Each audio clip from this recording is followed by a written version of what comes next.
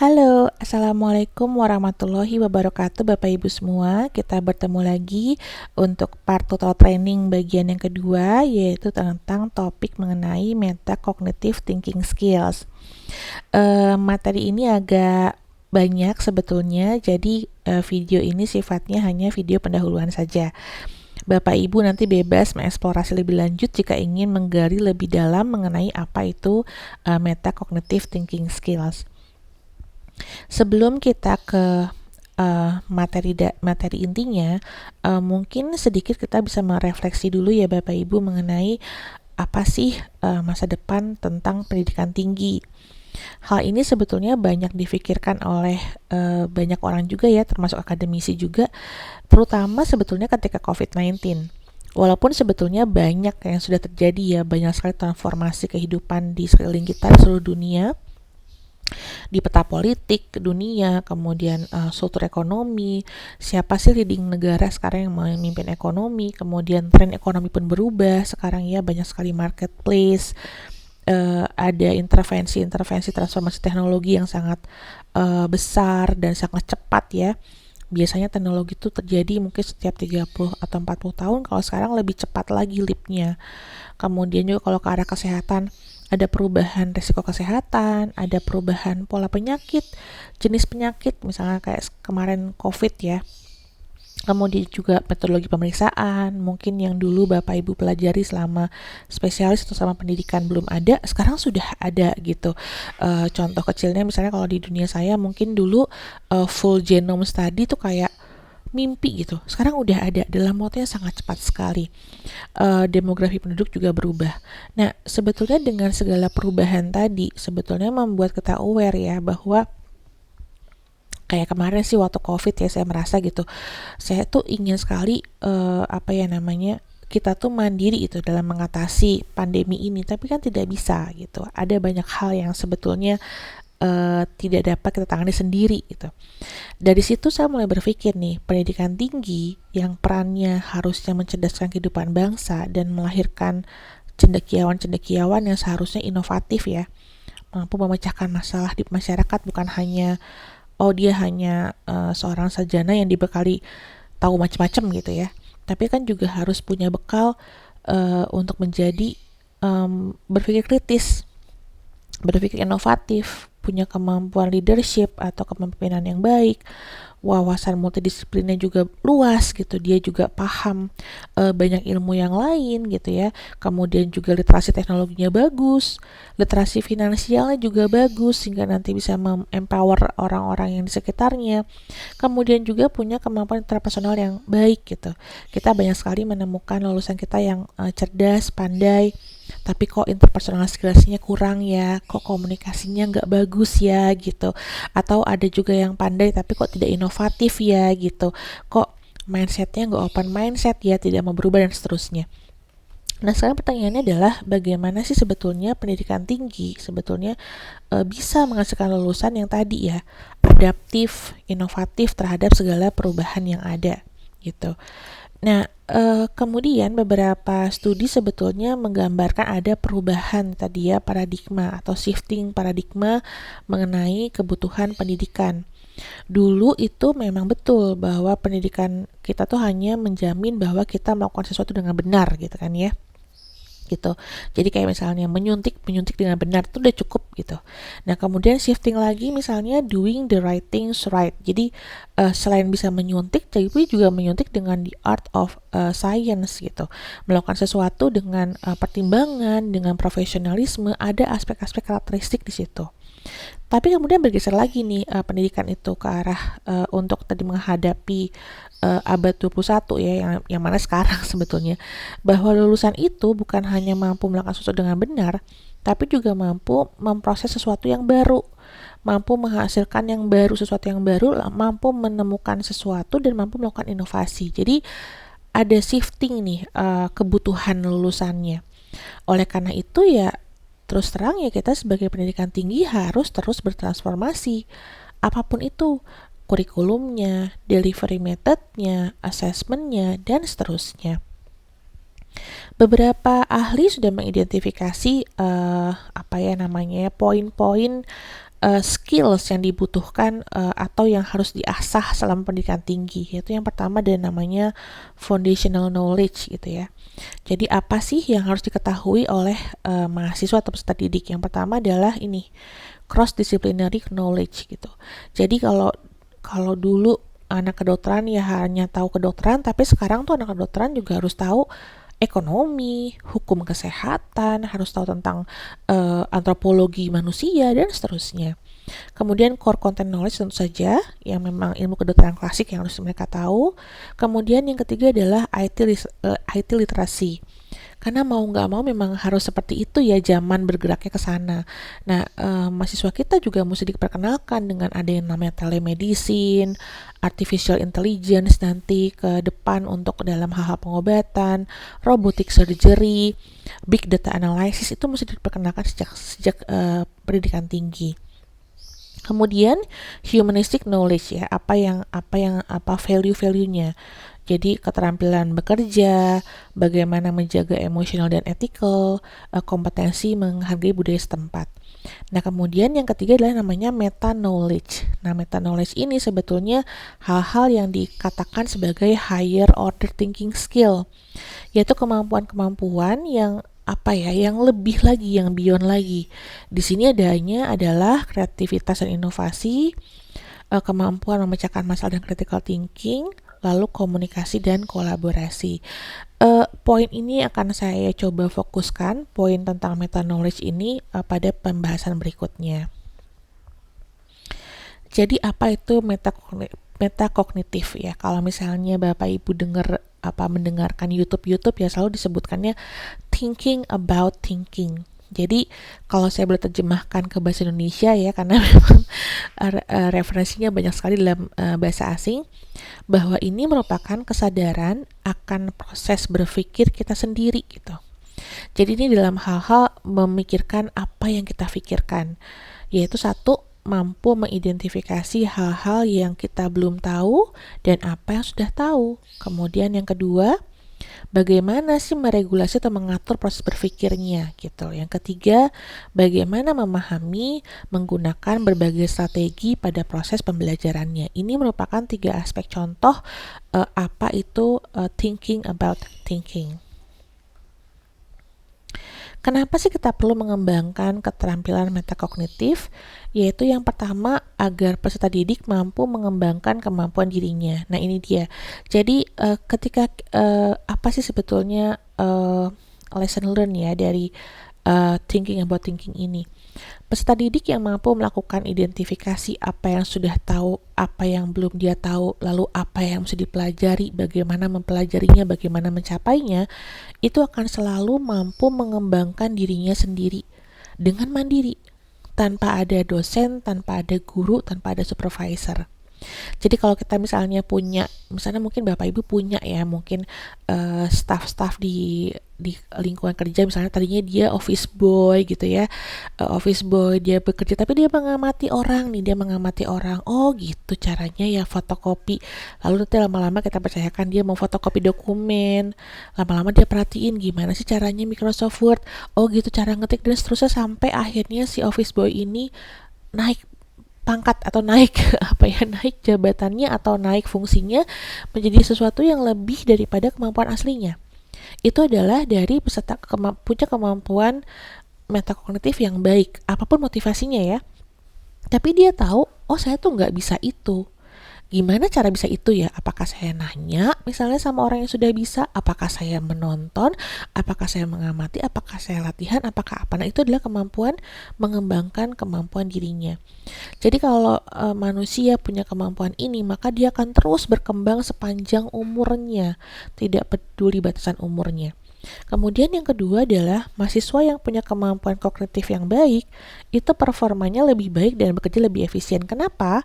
Karena begitu dia menyadari sebetulnya apa sih yang udah saya lakukan, strateginya gimana ya. Misalnya kayak tadi ya, office boy yang tadi, strateginya saya mau nonton ternyata pas saya nonton kok nggak ngerti-ngerti ya, kayaknya saya mesti ganti strategi deh, kayaknya mesti saya harus tanya deh, ternyata tanya juga nggak maksimal, kayak harus saya coba deh, misalnya saya mau diem di kantor sampai lepas dari jam lembur, saya mau coba-coba ketik-ketik misalnya seperti itu ya, itu akan selalu belajar bahwa oh kalau yang tadi strateginya salah, harusnya yang baik seperti ini, dan dia terus berkembang. Dia menemukan kesalahan, dia menemukan kekurangan, dievaluasi lagi oleh dia bikin strategi baru, terus berkembang. Kemudian yang ketiga adalah kemampuan refleksi dan membangun strategi. Ini paling penting nih untuk yang higher thinking skill ya. Jadi misalnya kita sudah merencanakan sesuatu, ingin mencapai sesuatu dengan strategi tertentu. Lalu kita evaluasi lagi, kita refleksikan lagi, kita pikir-pikir lagi, kita kontemplasi lagi apa yang udah betul ya, apa yang sudah baik ya, dan lalu kemudian menemukan core value baru. Ini adalah keterampilan yang harus dimiliki di dunia kerja.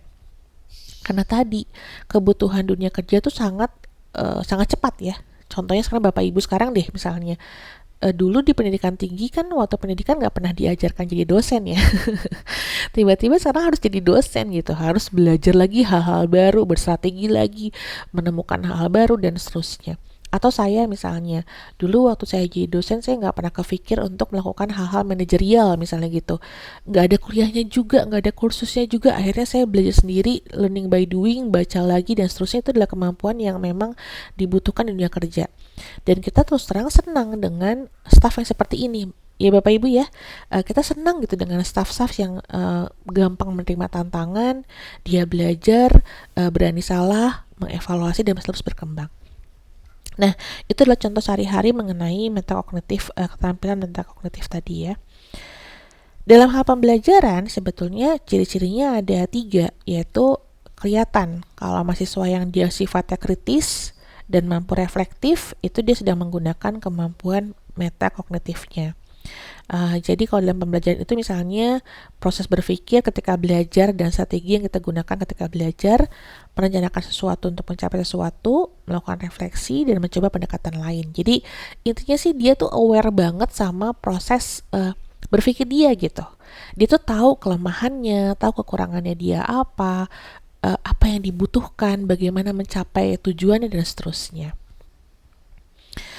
Oke, jadi kalau dalam hal pembelajaran ada yang disebut dengan namanya metacognition cycle. Jadi ini adalah siklus yang harus terus dilakukan oleh peserta didik untuk mengembangkan metacognitive skills-nya. Jadi metacognition cycle ini sebetulnya karena melibatkan banyak sekali part dari brain dalam hal pembelajaran ya, dia akan semakin terasah gitu, sama seperti otot kita lah. Otot semakin sering dipakai, semakin semakin hipertrofi ya, semakin fungsional gitu. Sama seperti organ tubuh yang lainnya. Jadi ini pun sama. Semakin sering dilatih dia akan semakin terbentuk, semakin efisien, semakin cepat dan semakin baik. Nah, sebetulnya siklus ini yang perlu kita berikan stimulasinya di dunia pembelajaran, yaitu dia me-assess apa tugas dia, lalu dia mengevaluasi kekurangan kekuatan dia merencanakan pendekatannya harus seperti apa, dia mengaplikasikan strateginya, dia merefleksi dan terus seperti itu. Sehingga nanti tercapai suatu proses pengalaman di mana dia membangun kompetensi dirinya sendiri.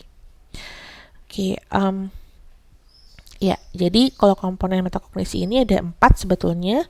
Self-regulated learning. Nah, ini Bapak Ibu yang memang agak susah ya. Self-regulated learning itu kan sesuatu yang harus ada motivasi internalnya gitu. Jadi beda dulu kalau sama anak-anak di pendidikan lebih dasar ya. Belajar matematika kan nggak tahu dia kenapa sih saya mesti belajar A B C D gitu kan ya.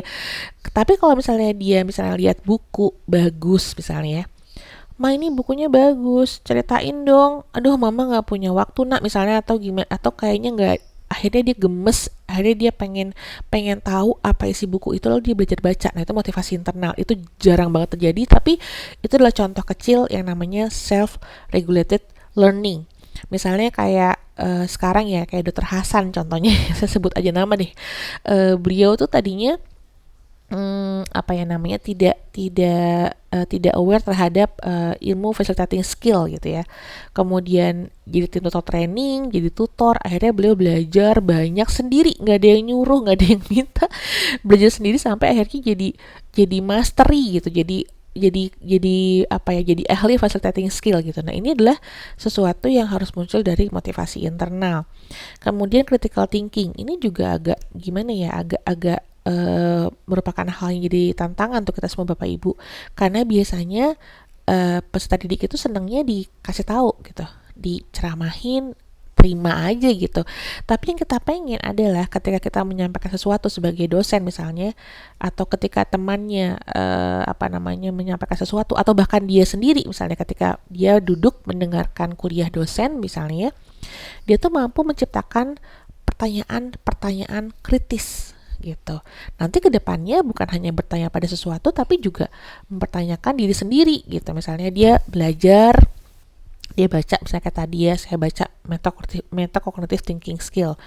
Lalu sambil saya baca, saya nanya lagi sama diri saya sendiri, ini gimana ya hubungannya sama struktur neurotransmitter, misalnya seperti itu. Itu adalah kemampuan critical thinking skill.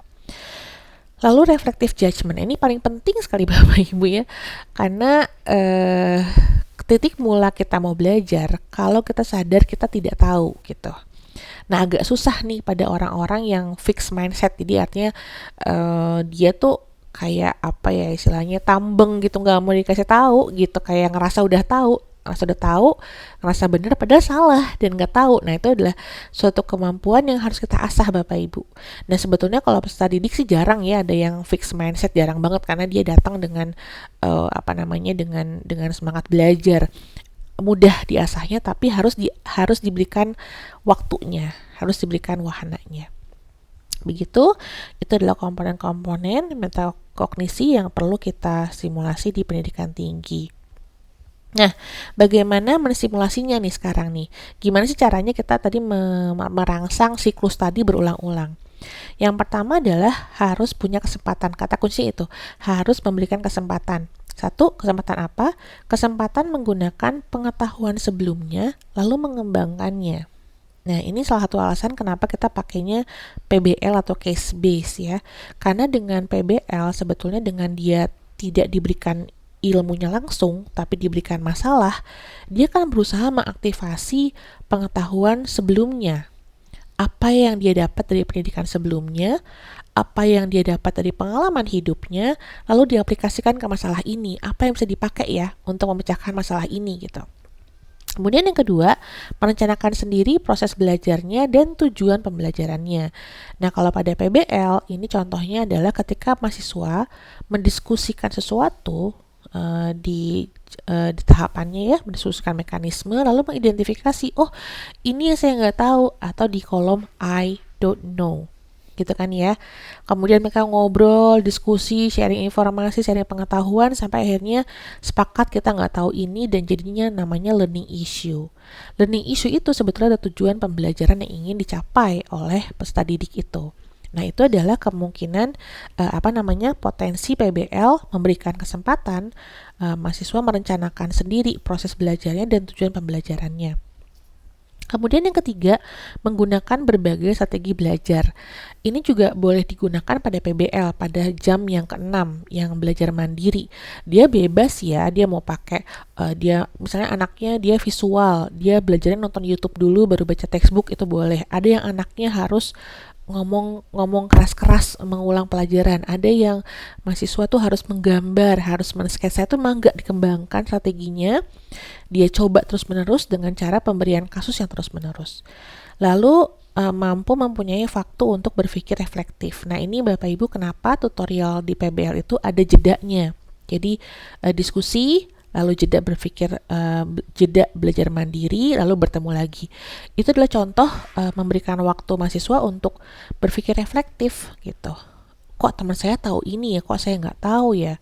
Kok grup kita kok nggak jalan-jalan ya? Kok masalahnya kok seperti ini ya? Terus seperti itu, dan diberikan waktu, maka mahasiswa akan mampu mengembangkan kemampuan berpikir reflektif. Lalu yang terakhir, melakukan evaluasi mandiri. Ini dilakukan ketika dia presentasi di hari kedua atau di jam yang nomor 7 tuh. Ketika dia mempresentasikan sesuatu, temannya bertanya, tutornya bertanya, dia melakukan evaluasi mandiri nih sebetulnya. Oh, ternyata saya udah paham banget nih kalau saya bisa menjawab semua pertanyaan. Atau ada pertanyaan temennya yang dia belum bisa jawab, oh kayaknya saya ada yang kurang nih bacanya. Itu terus dilakukan selama bersiklus-siklus selama kurikulum PBL. Tapi Bapak Ibu kembali ya, PBL bukan satu-satunya cara untuk mensimulasi siklus metakognitif ya. Banyak kok cara lain. Ini saya contohnya hanya menganalogikan saja dengan 7 jam yang kemarin kita bahas. Jadi ada 3 fase sebetulnya perjalanan dari siklus metakognisi ini ya. Yang pertama atau planning phase atau perencanaan. Saya mesti belajar apa sih? Saya udah tahu apa sih? Dan gimana cara taunya ya? Dan berapa waktu yang kita butuhkan untuk belajar. Lalu monitoring phase itu ada pertanyaannya adalah how am I doing? Saya tuh lancar nggak sih diskusinya? Saya udah bener apa belum sih? Gimana caranya supaya saya terus lanjut ya? Informasi apa yang saya perlu ingat ya? Apakah saya mesti merubah strategi belajar saya gitu? Kemudian ke evaluation phase. Saya udah bagus apa belum ya? Saya kemarin belajar apa ya? Dan kalau misalnya saya bisa beda, gimana cara mencapainya dengan perbedaan? Nah, itu adalah fase-fase dalam strategi pembelajaran yang harus dicapai selama untuk mencapai metacognition cycle ini. Nah, kemudian kalau dihubungkan dengan tadi ya happy brain and learning tadi ya, sebetulnya karena ini balik lagi karena saya orang fisiologi, saya selalu ini berkaca pada pengalaman diri sendiri dan bertemu dengan mahasiswa dan juga anak saya sendiri ya. Saya tuh sebetulnya ingin sekali gitu, kapan ya belajar itu menyenangkan gitu. Ini terutama ketika kemarin saya S3 terus terang ya gitu, kayak udah mentok banget gitu. Terus saya mikir, kenapa ya kok belajar tuh kok susah, kok belajar tuh kok tidak menyenangkan gitu. Lalu saya coba cari-cari, sebenarnya kita kan punya ya neurotransmitter yang namanya serotonin, dopamin, kortisol, dan noradrenalin yang sebetulnya bisa mensimulasi energi gitu. Jadi bisa mengevoke energi untuk kita belajar.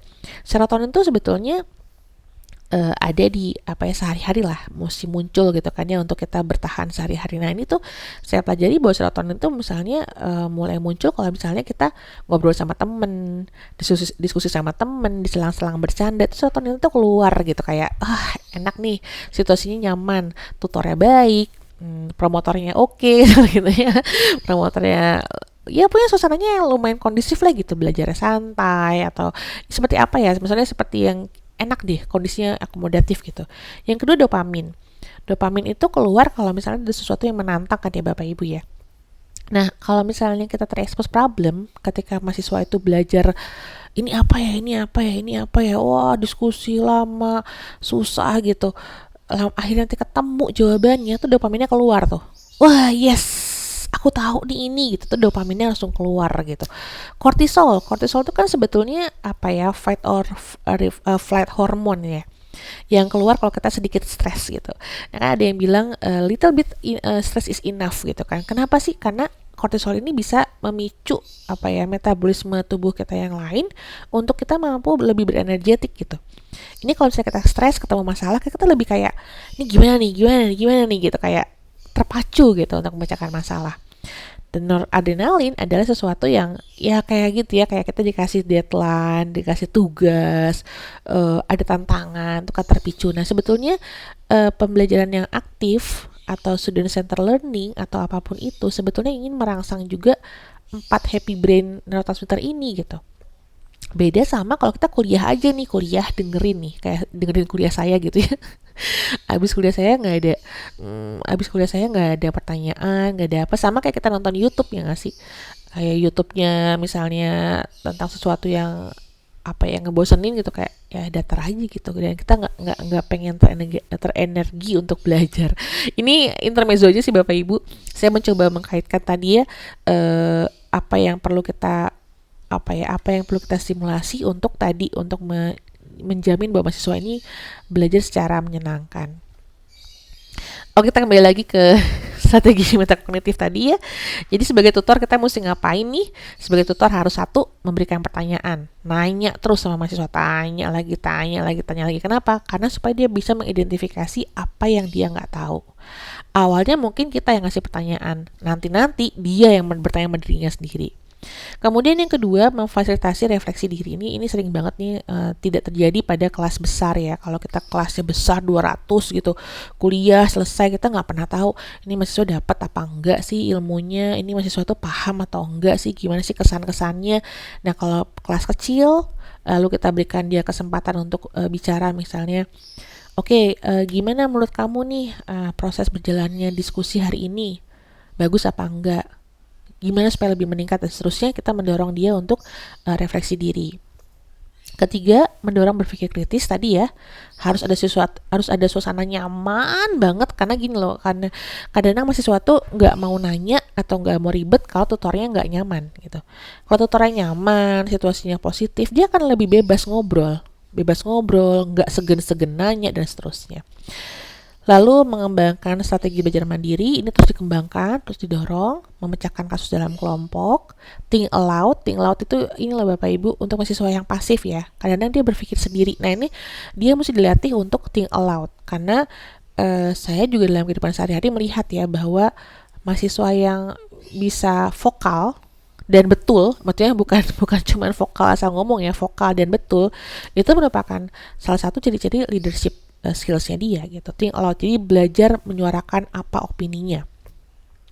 Kemudian belajar menjelaskan dari diri sendiri, misalnya gini, dia punya pendapat nih, sama orang diserang gitu kan ya. Nah dia mesti belajar untuk defense-nya dia dan bagaimana mengkomunikasikan ide-idenya dengan baik. Karena kita suka ketemu orang-orang yang kalau ngomong beribet, kayak saya sih beribet gitu ya, maksudnya menjelaskan sesuatu tuh beribet gitu. Nah itu mesti dilatih sejak dini. Kemudian yang terakhir adalah menciptakan suasana positif dan akomodatif supaya tadi semua hal di atas dapat terjadi dalam kelas kita.